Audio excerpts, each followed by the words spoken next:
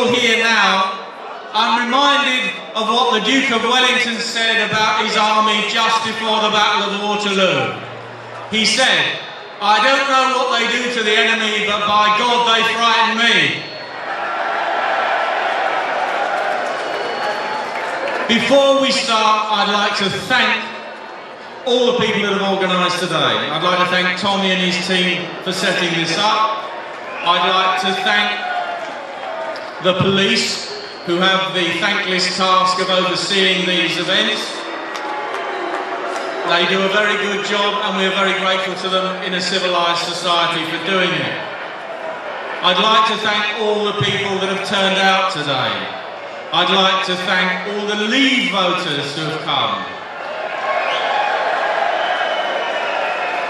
All the veterans who've come. All the UKIP members who've come. And all of the DFLA members who have come. And if I've forgotten anybody, then please excuse me. Thank you for everybody that's come. And let me see you wave those flags. The Union flags, the English flags, the UKIP flags, and any other flags that you've brought along. Today should be a very special day. We should be leaving the European Union. As of now, we don't know when we're going to leave the European Union. Mrs. May has for the third time had her not really leaving the EU deal rejected by Parliament. We know that now Article 50 has been extended until the 12th of April. We know that Mr. Tusk has said today that he's calling a Council of the European Union meeting on the 10th of April. And we don't know when we're going to leave. What we do know is that if we don't leave the European Union, it will mark the end of democracy in the United Kingdom.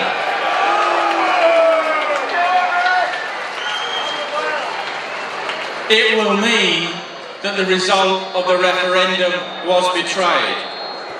Brexit will have been betrayed. The British people will have been betrayed. Our country will have been betrayed. Never before in the history of our country have we been brought to such national and international shame. Never before in the long history of our country have we been governed by such a set of traitors, quislings and collaborators.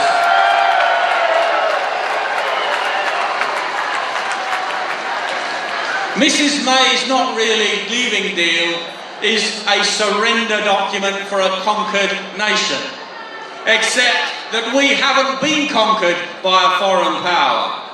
Instead, those entrusted with safeguarding our freedoms and liberties have surrendered them to a foreign power, the European Union.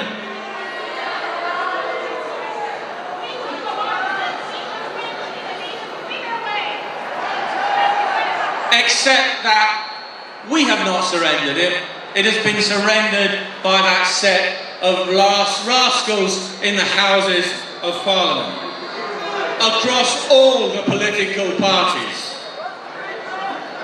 But national independence and democracy can only die when no one can be bothered to fight to preserve it.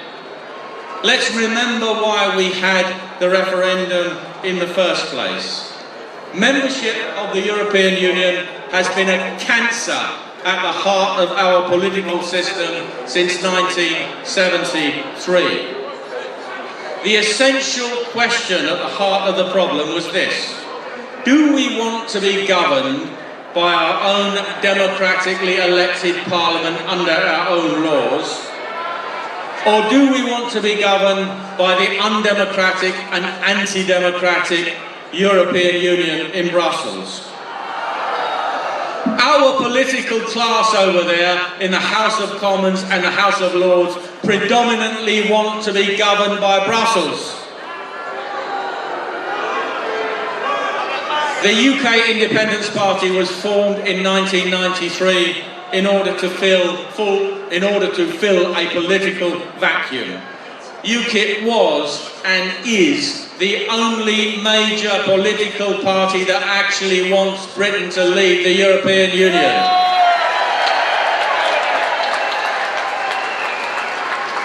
It was the UKIP electoral threat that forced David Cameron to give us the referendum.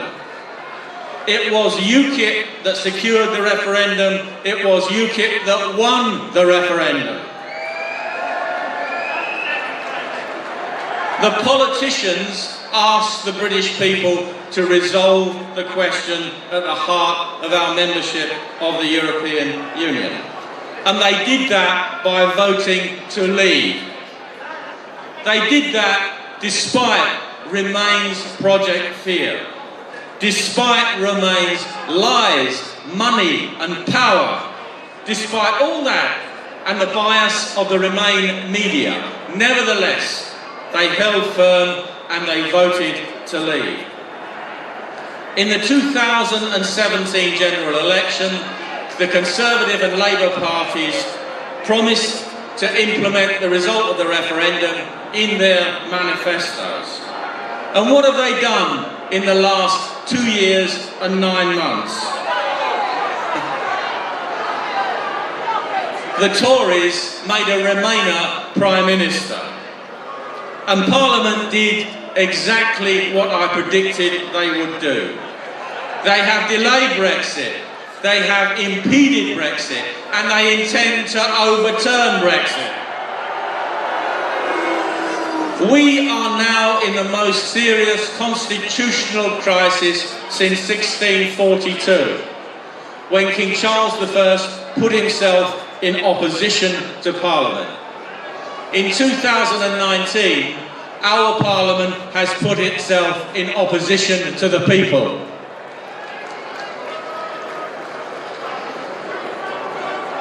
In 1649, King Charles I was beheaded for treason not far from where we're standing now. We need to now behead the political class politically at the ballot box.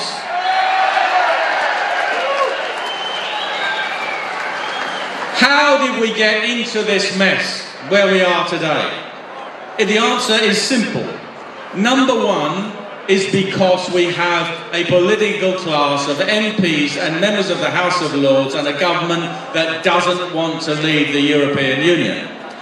Number two is that they willingly entered into the trap of Article 50.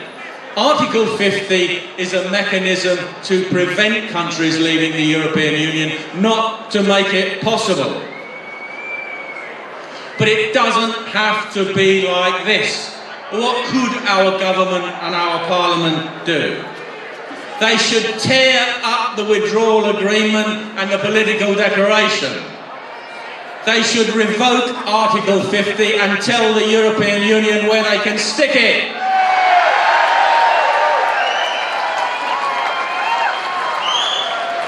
Then they should repeal the 1972 European Communities Act and we live under our law, not the EU's law.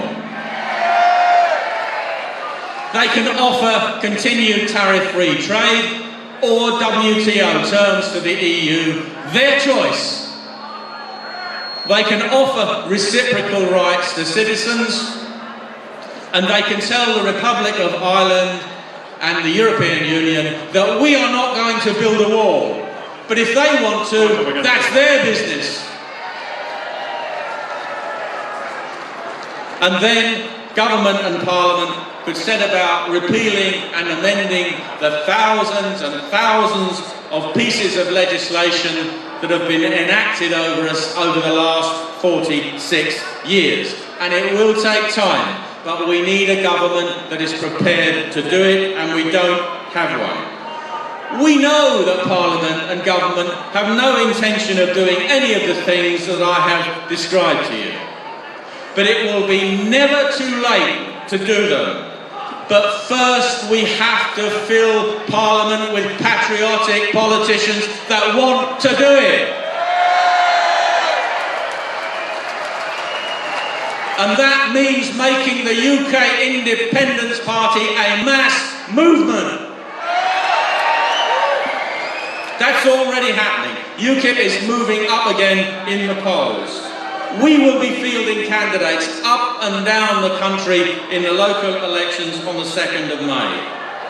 And it's looking increasingly likely that this country will have to take part in the European parliamentary elections if we have not left the European Union pretty quick, which doesn't look like it's going to happen.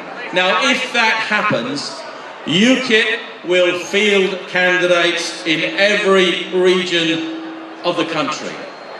UKIP candidates will be Brexit candidates. Every UKIP candidate will stand on a platform of unilateral and unconditional withdrawal.